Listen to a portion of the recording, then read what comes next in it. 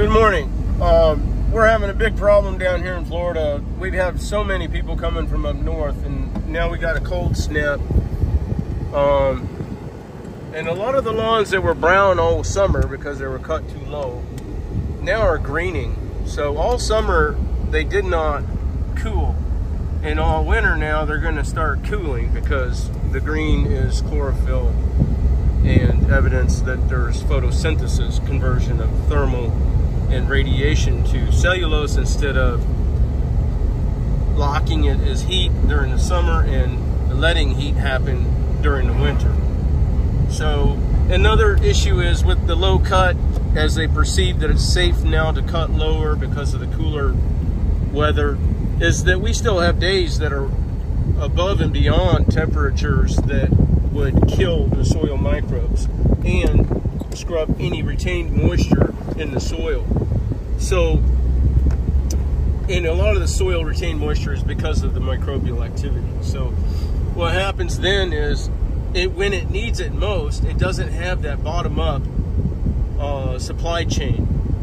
Then they turn to using what's left of a very compromised resource chain in our aquifer to try to sustain the lawn. And it just down-regulates all of the things that then would correct atmospheric gas, because then the plant becomes dependent. Why is lawns so important? Because they're the only plant that are close enough to the soil to protect the soil all the time. Not just the shade is here in the morning and then it's there in the afternoon. That's not enough. You need constant protection from the sun for the soil microbial diversity. The soil is the lawn's stomach, and then with that too then is the moisture retention. So with the low cut, with the perception that it will be okay because of the cooler weather, it doesn't fly because you don't look at your overnight lows. You look at your daytime high temperatures, and probably, I'm going to do more research on this, but probably anything over 70, 75. And then even, it's not a thermal thing, it's more of the radiation, the light component. That canopy needs to be preserved even through the winter, and it's completely impossible once it's been stricken to be recreated during a low growth period of time, a dormancy, and coupled with that is a period of time when our rainfall is less frequent. What happens then is that surface then is it's available to lend towards washing away what would now be nitrogen enhanced particulate in surface soils that contribute to the red tide and the algae blooms, which compromise the food supply. The latest is the carbon-15 nutritional deficiency. You can see all these lawns, they're just skinned to the appearance perspective of evenness. And there's one out here at the Key Training Center that's horrific. They just keep going lower and lower and migrating more vast areas of nothing but sand. So anyway, then you get the nitrogen enhanced, you get the thermal increase in the waters, and you lose the marine food supply that carried, for Asian areas, there was more of the carbon-15 fatty acids in the marine food supply. For us, that wasn't as dependent on marine food supplies. The thermal increase went to the fields and pastures and stuff that supported our dairy producing agriculture. And because then the dairy producing industry was hit with this necessity to provide nutrition, but yet there was not the organic inherent materials to do it. They had to switch to a different breed of bovine that didn't carry as much of the carbon-15 fatty acid. So this doesn't seem like a big deal, but it's being found to be the leading cause of all the cancers, the fatty liver, all these things right now. And then it's linked to children being born with these advanced aging diseases where they don't have even a baseline health to experience to know, hey, I don't feel right, this doesn't feel right, you know what I mean? Instead, they, from cradle to grave, they've been sick. And as such, I'm pulling in here because this one is horrible. They do this all summer long, and in the winter, just whatever it takes to get that evenness across the top. And most of the time, you see, we just had the cold spell, so some of it did turn green. Of course, your composition is such that it is not a good plant for balancing atmospheric and subsurface moisture. So then you got the enhanced humidity.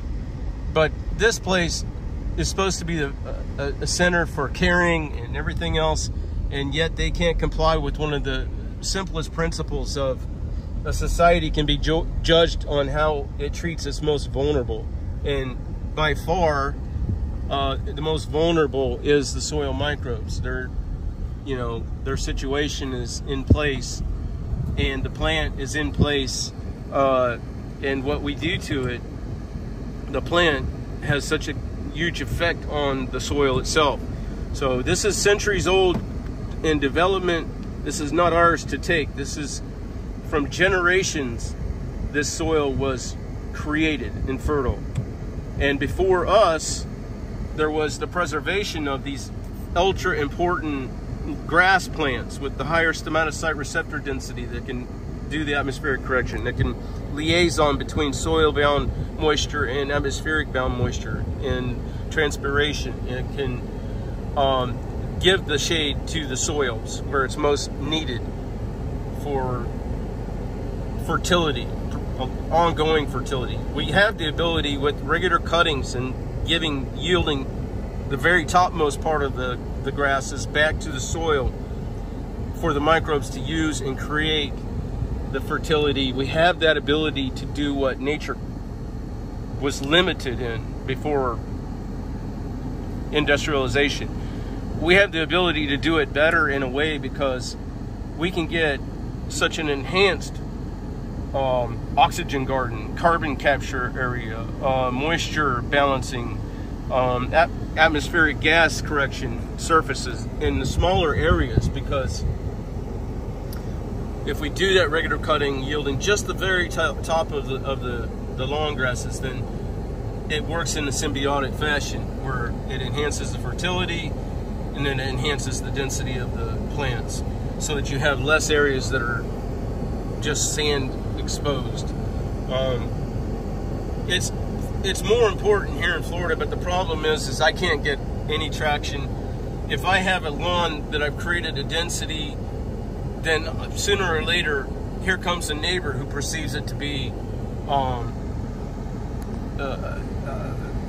an eyesore. Always with these things in Florida, you get people coming in from other areas that think they know better, that think that we're really ignorant down here, and they want to do things the way they did up north, where they have a 4-foot deep nutritional or soil layer. Here you don't. You have very delicate, very small, lean, and it doesn't take much. You mow over that once, very short, and you're done. And it can subtract years of hard work where you've crossed it up to give that evenness, yet at a taller cut, and you've brought up a lawn in fertility and density and all these other components that give benefit to the humans because of the enhancement of its ability to have the function that was desired. So these people, for the perspective of image pollution abatement, see, they'll complain about going and picking up paper. I worked at a mine where, big company, where they had a saying, if it's not mined, it's grown. All that material's there, that's image, yes, it's not aesthetic, but it came from nature, and nature has a way of taking it back. The pollution that nature won't take back is the one that it's creating to get rid of us because of what we're doing to it. That's the kind of pollution they should be worried about. They'll go out there and adopt a highway and pick up litter, and then they'll turn around, come home, and do worse pollution on their lawn because they don't respect the function of the lawn grasses.